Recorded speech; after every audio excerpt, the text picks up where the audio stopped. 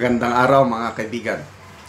Bigyan natin ng reaction, opinion ngayon ang article posted by Dr. Rob Rances. Title niya is The Remulla's Appointment, the Last Card of a Crumbling Power? Question mark. Yung pag talaga kay Boying Remulla as ombudsman, it's a symbol. Ito na daw yung parang survival na lang ng administrasyong ito. Yan ang sinasabi ni Dr. Rob Rances.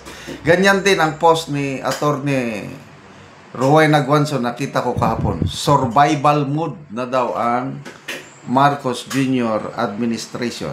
Okay.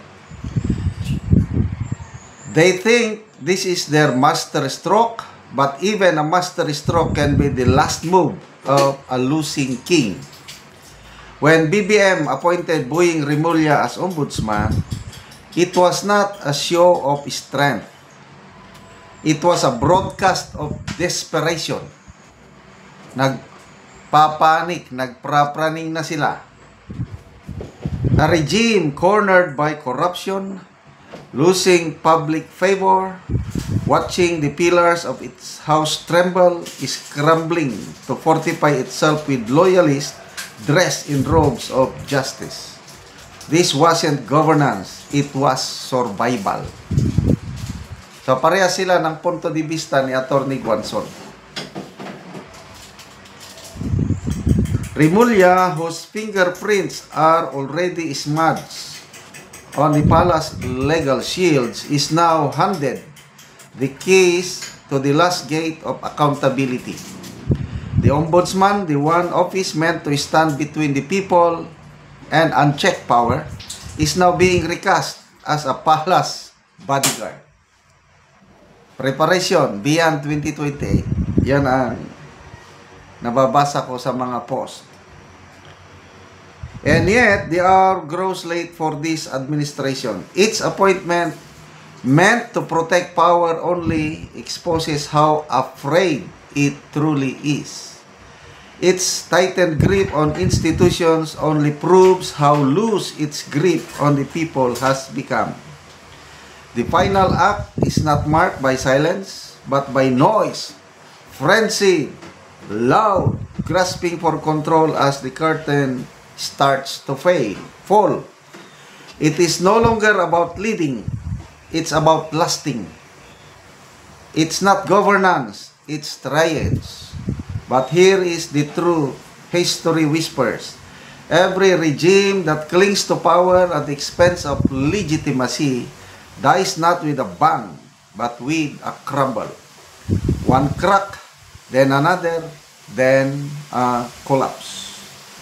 But I still believe in what comes after the collapse, because storms don't just destroy, they awaken. Disappointment may trigger outrage. Yung pag-announce kahapon na siya ang napili, yung mga post ng mga mainstream media, tinignan ko ang people who reacted. Halos more than 90% people who reacted either galit or tinatawanan ang pag-appoint kay Remulla as ombudsman. The appointment may trigger outrage, yes, but it may also awaken something deeper in us. A new generation of Filipinos who see the betrayal, feel the weight of injustice and say, tama na, sobra na. This is the hour when the watchers must rise, not with violence, but with vigilance. Not with chaos, but with clarity. Not for a party, but for a people. Maganda itong sinusulat ni Dr. Rob Rances. Opinion lang ito. He does not espouse violence, kundi awakening. Tayong mga tao, we own this government. Magsalita tayo, makialam. Huwag tayong padadaig sa gusto nilang mangyari. Okay? Peaceful means.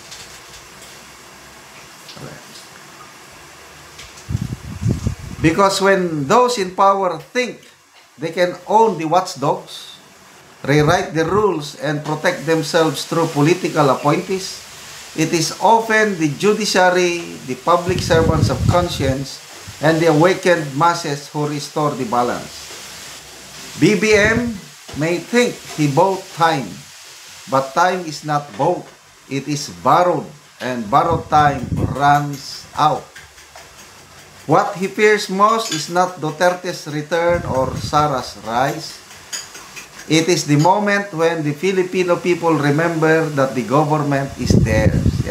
Atin ang gobyernong ito, this is democracy. Government of the people, for the people, and by the people. The power resides on us, hindi sa kanila. When the people remember that justice doesn't wear political colors, the truth, once awakened, does not go back to sleep. So I say this not in anger, but in fire. This Remulla move may be the final card, but ours is the final act. The night is dark, but the dawn is sure. So let them appoint each other kings, judges, and watchers in the dark. But even in darkness, light has a habit of finding a way. And when it does, no wall of influence can stop it. And no stolen office can outrun it. So, sabi nga ni Senator Remy, madilim ang kinabukasan ng bansa dahil naitalaga na si Remulla as ombudsman. Yes, but ako, I do not worry. Yung kanila na gamitin nilang ombudsman para ipitin, atakihin, ikulong si BP Sara, I'm not worried at all. Kasi, when there is dark, sunrise, dawn will always come. Kaya gawin na nila ang gusto nilang gawin. Evil never triumphs over good. In the same manner, God is always victorious against the devil. Kaya, good luck sa pagiging ombudsman ng Secretary of Justice. Sana, let's pray na hindi natin alam. Baka naman gawin niya ng tama yung trabaho niya. I don't know kung tatanggapin niya o gagawin niya yung hamon ni Congresswoman Leila de Lima. Kasuhan mo kahit si BBM, patunayan mo na matapang ka. Ano, kaya ba niya? I don't know. Kaya salamat mga kaibigan sa inyong pagsubaybay sa ating channel. Nakakatulong kayo ng malaki sa tribong Talandig ng Bukidnon dahil ang income natin sa channel na ito is pantulong natin sa tribo. Namimigay tayo ngayon ng livelihood assistance sa kanila, nagpapatanim ng lakatan at Arabica coffee. Panoorin nyo ang video na ito. Muna ni ang area ni Miko, so mag-aabono siya sa iyang kape nga tulo na kabulan. So muna ni ang itsura sa kape ni Miko nga tulo na kabulan. Nanay mga sanga. So nag-abono siya og well grow. Tulo ka bangag tagtag sa gid ni ka kutsara. So maayo gid ang tubo sa iyang kape. So gawas nga hinlo tambok pod ang iyang kape.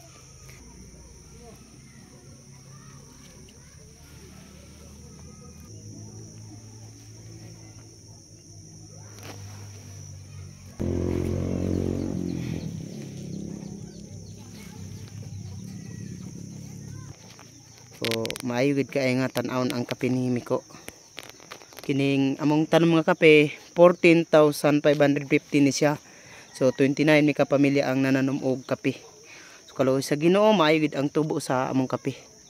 Kinig iya pito na gani ang iyang sanga nga tulog pa ka bulan. So hinaot unta nga magpadayon ang pagsuporta sa among pagpananom og kape. Kalo sa Ginoo.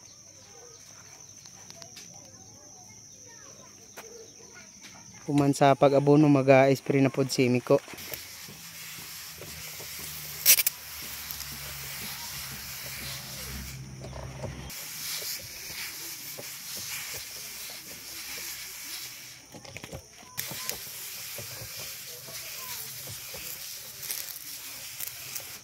Salamat sa nagsuporta sa kape. Salamat sa Ginoo. Oo. Ang pohon maka-harvest mi sa mong kape. Maka awas na kami sa mong kalisod. So salamat kayo. Salamat kayo sa nagtanaw sa YouTube. Salamat.